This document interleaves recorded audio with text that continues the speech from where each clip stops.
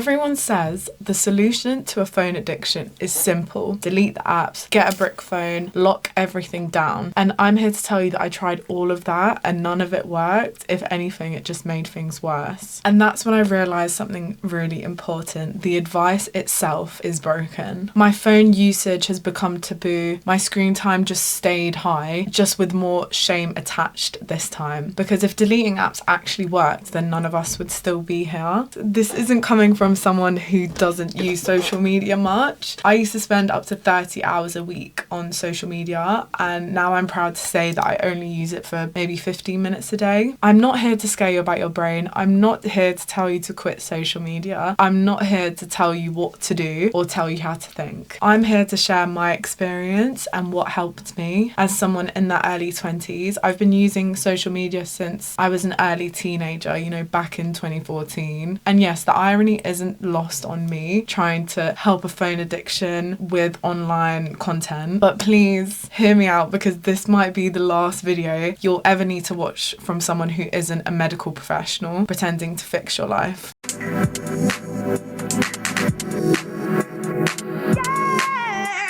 What I didn't realise for years is that my overconsumption wasn't the real problem, it was just a symptom. Slowly, without noticing, I was losing control over my thoughts and emotions, and over time that showed up as stress, anxiety, and physical symptoms in my body, which is why deleting the apps or treating my phone like the enemy just never worked, because it was never handling the real issue. What changed for me wasn't restriction, it was understanding what the real problem was, because my relationship with my phone didn't suddenly become unhealthy. It built up slowly over years without me noticing. And to explain what I mean by that, we need to go back in time a little bit. For a long time, my life just felt normal, and my social media just felt like an extension of it, which, when you think about it, a really, really new thing, considering that phones only came out 20 years ago. So when I was about 9 or 10, staying in touch with friends meant like calling on the landline, emails, or even writing letters. It was slow and it was limited, but it was what was normal. And then when I moved to secondary school, I got Twitter, Snapchat, Instagram. Suddenly I could message people photos that disappeared. I could create an Instagram page that showed who I was, who I hung out with, how cool I was. I could connect with people and follow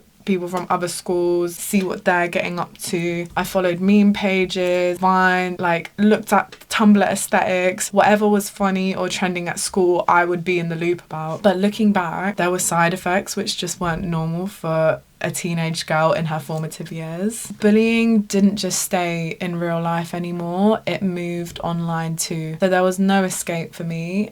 People made baiting accounts on me, posted about me on their stories, left rude comments, and I constantly compared myself to girls who were pretty or popular. Even I strategized about, if I had the choice, who I would want to switch lives with. And that's at the age of 11, 12 years old.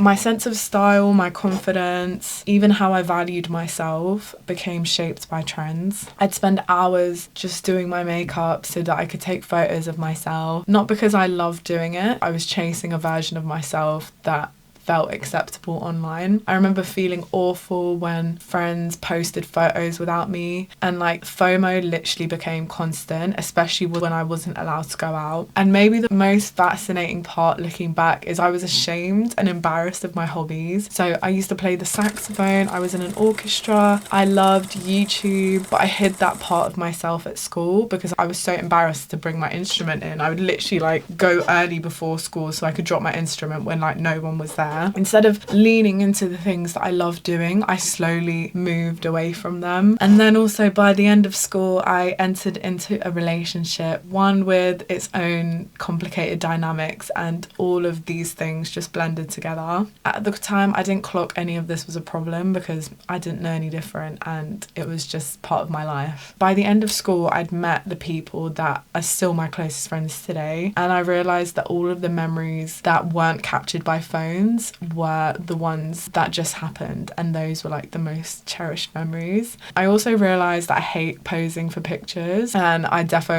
feel like I look worse in photos than I did in real life. And for the first time, I questioned why I was forcing myself to do something that I didn't enjoy. So around that time, when I was 15 or 16, I was more interested in experimenting, fashion, piercings, music, getting my hair done, figuring out who I was. And I realised something uncomfortable. What was holding me back wasn't social media. It was a relationship that I was in at the time. So once that ended, COVID happened. You must stay at home. We're asking everyone to work at home if possible, postpone unnecessary travel. Lockdown is where my social media usage really, really accelerated. Not because I suddenly lost control, but because all structure had just disappeared overnight. My social life moved online. And I want to be clear here, like, my experience didn't just spiral endlessly, because eventually in the summer, I turned 18, clubs reopened, I was working, I was building experience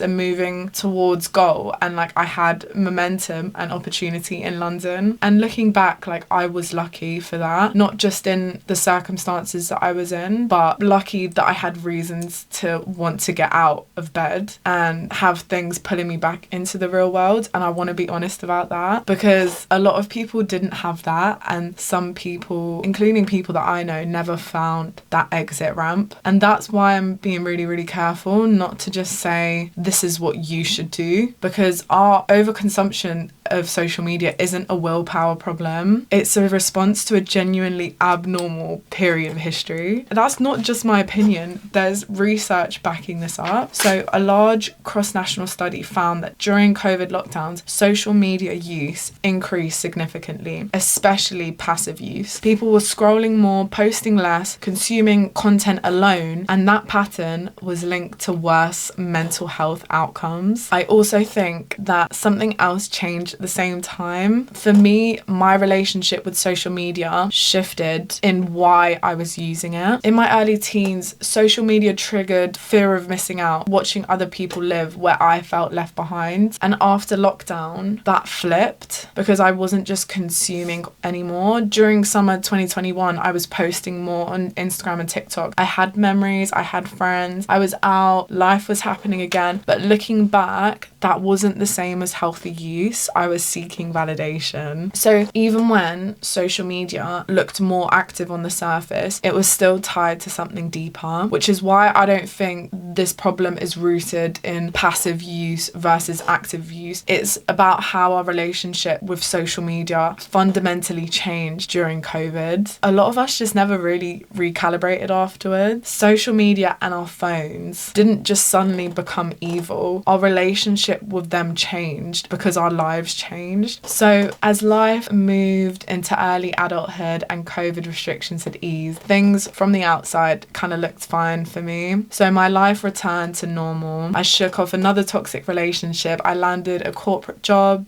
was working full-time hours. My weeks were structured again. And as everyone says online, routine should have fixed things. But my social media usage remained high, 20 to 40 hours a week high, at least half of my free time. And at the time, I didn't think my relationship with social media was the issue. I thought the problem was the apps themselves. So I did what everyone recommends. I deleted the app, I put timers on my phone, I looked at my screen time, figured out that the main problems were Instagram and TikTok, deleted them, turned off the notifications, set app limits, told my friends to call me or text me instead. I even put my phone on grayscale for a bit. Like, what? And it worked briefly, but all that really happened was displacement. So all of my screen time had gone from being on Instagram and TikTok to then being on Pinterest, LinkedIn, my photo album, and that delete re-download cycle just kept happening. And that's when I started noticing something else. So the real problem wasn't just in my screen time, it was showing up in my body, and it started showing up physically. So I was having hormonal issues, I was my skin was flaring up, things that doctors couldn't identify the causes in scans, and they kept telling me like it's linked back to stress and sleep. There was nothing wrong with me medically, but my body was clearly telling me something that my mind hadn't caught up with yet. And after many appointments, scans, tests with the doctors, I remember I just started crying with my GP one day, and there was something deeper that I hadn't been paying attention to. So that then pushed me to join the waiting list for the NHS mental health services. And what I really wanted to do wasn't to quit my phone. I wanted to build a healthy relationship with it. So I never thought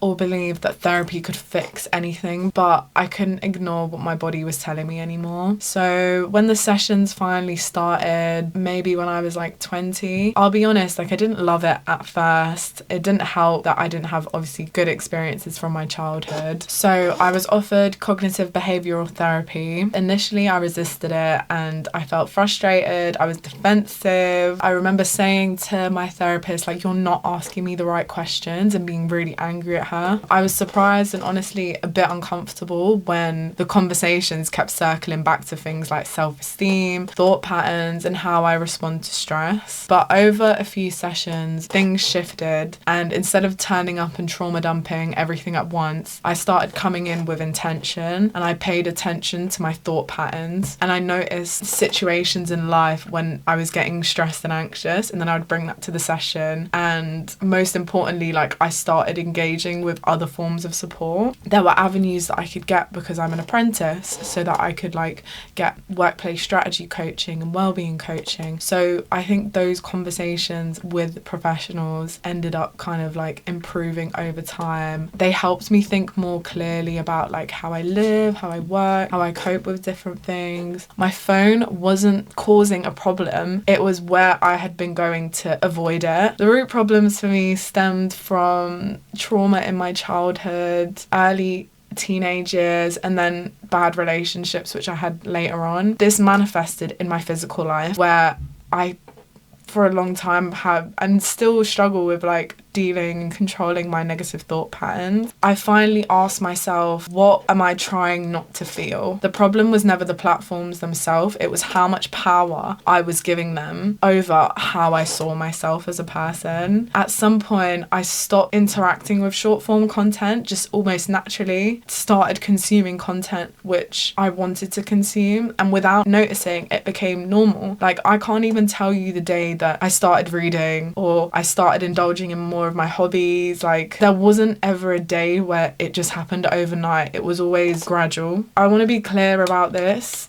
Social media isn't evil. Media has always shaped human behaviour, but I think that social media has real value in the 21st century. Now we get to experience things like free speech, creativity, community, connection, business, and social change. And like, to think if I was just 2 generations older, or in my grandparents' generation, like, I wouldn't have nearly the same opportunities or access to knowledge as a woman. You know, what changed wasn't the technology, it was how I started using it. Mindless consumption wasn't helping my mental health, it was masking the things that I really needed to look at. And I think scrolling has become the easiest substitute for us. And where I am now isn't perfect. Like, I still struggle with sleep. I still catch myself on YouTube shorts for longer than I need to be sometimes. But I don't feel controlled by social media anymore. I spend about 10 to 15 minutes a day on Instagram, sometimes more, sometimes less, and sometimes I still feel guilty about it, but I try to choose content intentionally, and I use my phone as a tool, not as a coping mechanism. My life hasn't changed so magically, like the same way most people describe it online. I just feel like I have choice again, and I just want to tell you that, like, deleting apps didn't fix me, but understanding myself did. And like, whatever works for everyone is obviously like their own story, their own life, their own vibe. There's no one size fits all when it comes to mental health, attention, or how we relate to technology. This isn't advice. I'm not trying to prescribe you therapy or like, you know, tell you what the right thing to deal with like social media addiction is. I'm just here to share my experience, and if it encourages you to look inward even slightly, then like that's enough for me. There's never anything bad that will come out of just speaking to a professional, not because something is wrong with you, but because having space to talk out loud changes how you understand yourself. And for me, like, I can't imagine a life now without some level of therapy at least a few times a year, or like mindfulness and like actually thinking and controlling like how I feel. It's just given me better tools to like be more autonomous about my life and like match what I'm doing in life to like what I want to do in my head. So let social media and endless online information empower you. Don't let it decide who you are. And if you don't want to change for yourself, then please let's change for the next generation and our future children.